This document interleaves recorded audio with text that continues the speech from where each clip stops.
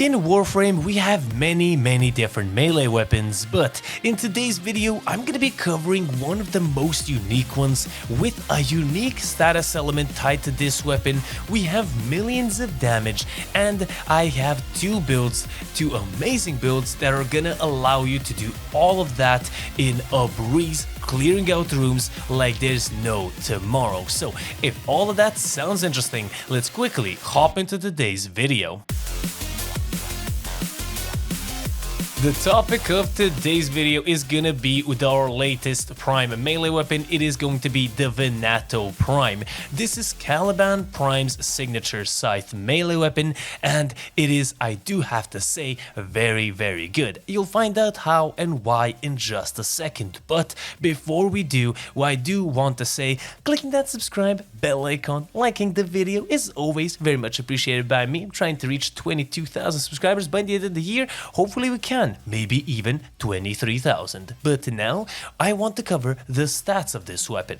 First of all, as I mentioned, it is gonna be a scythe weapon, a mastery rank 14 one, and the stats are up on screen right now. But quickly briefing you guys, it primarily does puncture damage with a little bit of slash and a little bit of impact sprinkled in. And the other stats of this weapon are, I have to say, very nice. We have 34% critical chance, 2.3 times critical multiplier, and 32% status chance, which is gonna be incredibly good. Now, the coolest feature of this weapon is the Tau status element tied to this weapon, and you have a 100% chance of proccing this element on your hits. Now, you may be wondering, well, what is Tau damage? Tau damage is basically, first of all, you can only apply with Caliban, and there is a special unique trait that you get when using this weapon with Caliban. You can actually get more melee combo counter, which is going to be very nice. But the status element makes the enemies more vulnerable to status chance and status elements as well, which is gonna in turn increase your damage. And with today's builds, you're gonna be doing, well, as I mentioned earlier, millions and millions of damage.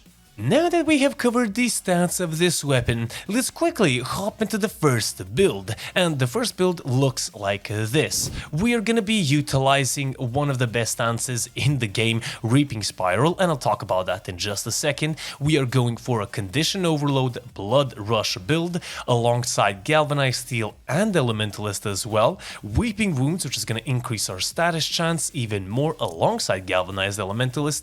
We're gonna be using electricity damage. We have Berserker Fury and Organ Shatter, and Melee Influence. Melee Influence is going to be one of the best things in the world because you're going to be applying those status elements to loads and loads of enemies, making this basically a pocket nuke.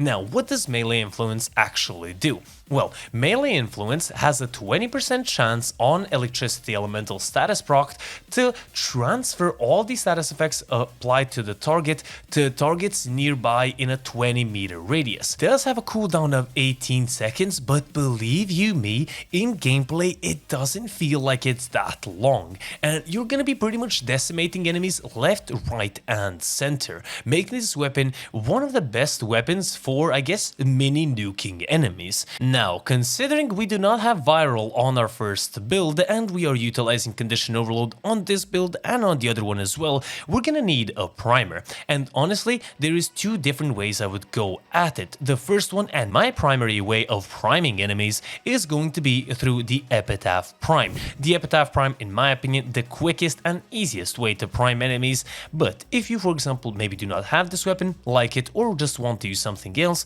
the other recommendation, in my opinion, is going to be the Cedo Prime. You can see the build up on screen. Either or is going to be incredibly good, and it's going to allow you to do those millions and millions of damage that I mentioned earlier. Alongside the Dreamer's Wrath, I would always recommend you put this on because it will allow you to do free heavy attacks, Tennokai attacks, and you gain increased critical damage on these attacks as well, so why not do that as well? Now, you may be wondering, well, that's all cool and fine, but I do not have melee influence, I don't want to use it. Well, you you can use something even better, and you can use the second build up on screen. Now this second build is pretty much the same, but we are utilizing viral here, and we are also utilizing another arcane called melee afflictions.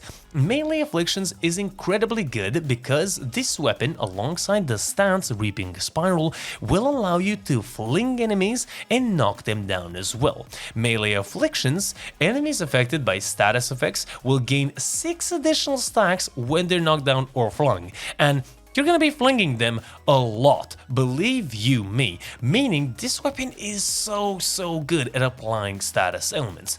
I have used this weapon, as you might have seen throughout the gameplay, with Revenant. Revenant does not buff my melee weapon in any sort of way. I do have Roar, but I do not utilize it throughout the gameplay, maybe just a little bit, but you will decimate anything that appears in front of you, behind you, next to you, no matter the build that you use. And Acolytes, yeah, Acolytes don't stand a chance either, keeping in mind that you can proc Tau on Acolytes as well, making this weapon very good and versatile. Now, why is it so unique? Well, it is mostly because of the Tau status element, because it is only tied to Caliban Prime and maybe one other weapon, his primary, and that's basically it. But this is so good to have on your Warframes as sort of like a little buff that you can use. For example, as you might be seeing, I'm playing with Wisp, and it's just so good. You could just run melee Wisp all the way and have no troubles.